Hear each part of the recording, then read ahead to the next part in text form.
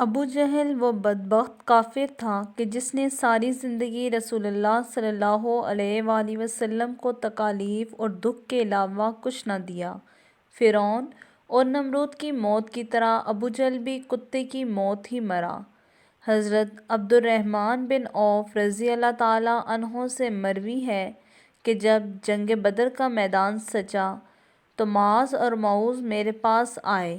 انہوں نے مجھ سے دریافت کیا کہ چچا جان، ان لوگوں میں سے ابو جہل کون ہے؟ میں نے ہاتھ کا اشارہ کرتے ہوئے انہیں بتایا کہ وہ ہے ابو جہل۔ انہوں نے کہا، پیارے چچا، اس ظالم نے ہمارے نبی کو بہت تنگ کر رکھا تھا اور بہت سی تکالیف پہنچائی ہیں، اسی لیے ہم اب ابو جہل کو قتل کر کے ہی چھوڑیں گے۔ حضرت عبد الرحمن بن عوف رضی اللہ تعالیٰ عنہ فرماتے ہیں کہ جوں ہی میں نے ان کم عمر بچوں کو ابو جہل کا بتایا تو وہ بچے بجلی کی رفتار کے ساتھ ابو جہل کی طرف بھاگے۔ انہوں نے ابو جہل پر جاتے ہی ایک ضرب لگائی اور ان کی پہلی ہی ضرب سے ابو جہل نیچے گر گیا۔ پھر انہوں نے ابو جہل کا پاؤں زخمی کر دیا، اس کے پاؤں پر تلوار سے وار کیا، اس کی ٹانگ علیحدہ ہو گئی۔ حضرت معاذ رضی اللہ تعالیٰ عنہ بیان کرتے ہیں کہ یہ سب کچھ ابو جہل کا بیٹا عکرمہ دیکھ رہا تھا۔ عکرمہ نے وار کر کے میرے بازو کو کاٹ دیا، میرا بازو میرے کندھے کے ساتھ لٹکنے لگا، پھر میں لٹکتے ہوئے بازو کے ساتھ بھی جنگ جاری رکھے ہوئے تھا۔ جب میں نے دیکھا کہ میرے بازو میں زیادہ تکلیف ہے تو میں نے بازو کو اپنے پاؤں کے نیچے رکھا اور ایک زور کے جھٹکے سے اپنے تن سے جدا کر دیا۔ حضرت معاذ رضی اللہ تعالیٰ عنہ سے مروی ہے کہ میں نے موقع پا کر ابو جہل پر وار پیچھے سے کر دیا، جس سے اس کے جسم سے خون کے فوارے نکلنے لگے۔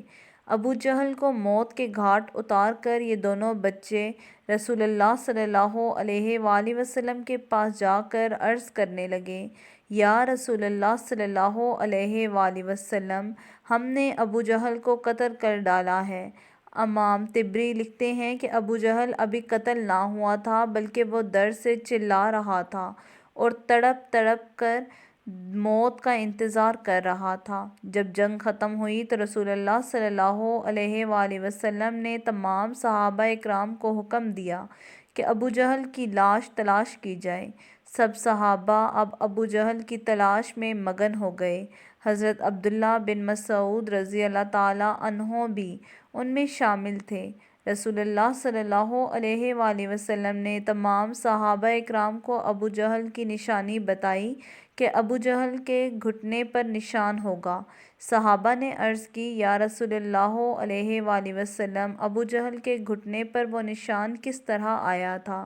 رسول اللہ نے فرمایا، ایک دفعہ میں اور ابو جہل عبداللہ بن جدعان کے گھر دعوت میں شامل تھے۔ اس وقت تمہاری عمریں چھوٹی تھیں، ہم دونوں میں کسی بات کو لے کر جھگڑا ہوا۔ میں نے ابو جہل کو زور سے دھکا دیا جس وجہ سے وہ زمین پر گرا اور اس کے گھٹنے پر ایک گہرا زخم آ گیا۔ اس زخم کو تو وہ ٹھیک ہو گیا لیکن اس کا نشان آج بھی باقی ہے۔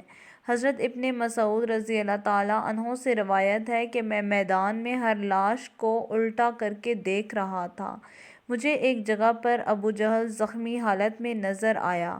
میں اس کے پاس گیا تو میں نے دیکھا کہ وہ ابھی مرا نہ تھا بلکہ زندگی کی آخری سانسیں لے رہا تھا۔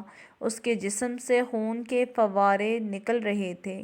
میں نے رسول اللہ علیہ وآلہ وسلم کی بتائی ہوئی نشانی بھی دیکھی تو مجھے یقین ہوا کہ یہی ابو جہل ہے۔ میں نے اس کی گردن پر اپنا پاؤں رکھ کر اسے زور سے گھسیٹنا شروع کیا تو وہ درد کے مارے چیخنے لگا۔ میں نے ابو جہل سے مخاطب ہو کر کہا، اے خدا کے دشمن، اللہ نے تجھے ذلیل و خوار کر کے رکھ دیا ہے۔ ابو جہل کہنے لگا، اس میں ذلت والی کیا بات ہے؟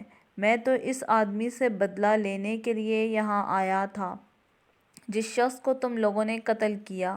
اس سے مجھے دریافت کیا کہ بتاؤ اس جنگ میں فتح کس کی ہوئی؟ میں نے کہا، بے شک اس جنگ میں اللہ کے رسول صلی اللہ علیہ وآلہ وسلم کی فتح ہوئی۔ پھر اس نے کہا، اے ابن مسعود چرواہے، تو بہت ہی اونچی جگہ پہنچ گیا ہے۔ دوسرا قول یہ بیان کیا جاتا ہے کہ حضرت عبداللہ بن مسعود نے بیان کیا کہ میں نے ابو جہل سے کہا تیرا قاتل میں ہوں۔ ابو جہل نے کہا نہیں، تجھ سے پہلے مجھے کوئی قتل کر گیا ہے۔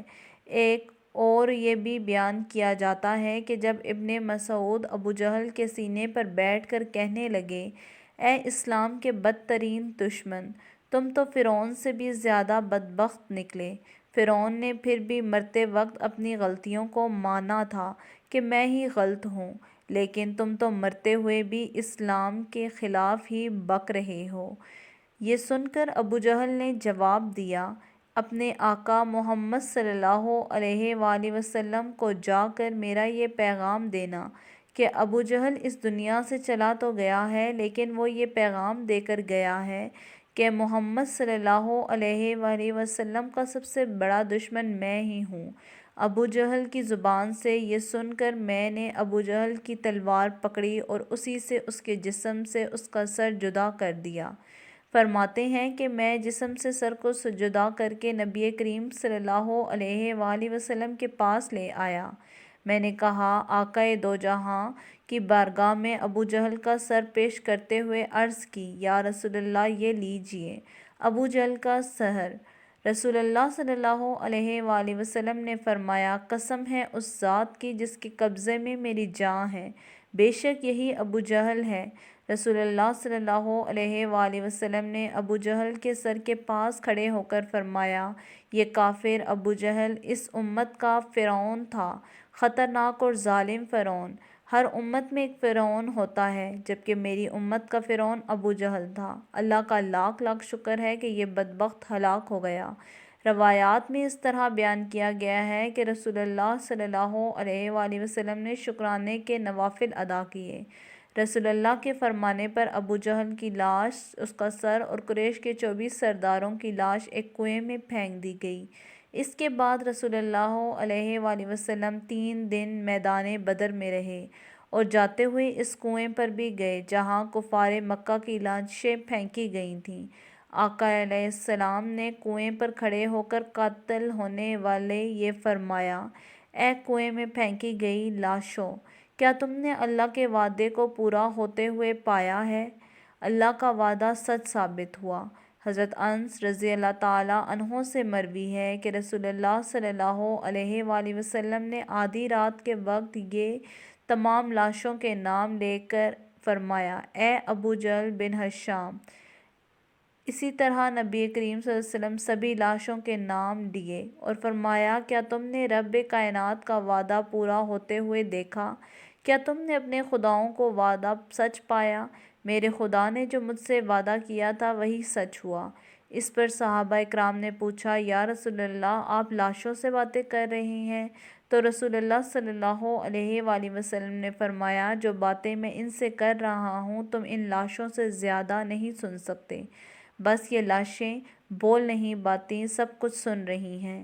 امام طبری لکھتے ہیں کہ محمد بن اسحاق بیان کرتے ہیں کہ بعض علماء اکرام نے یہ بات بیان کرتے ہوئے کہا ہے کہ تم لوگوں نے مجھ سے دشمنی کی بلکہ دوسرے لوگوں نے مجھ سے دوستی کی۔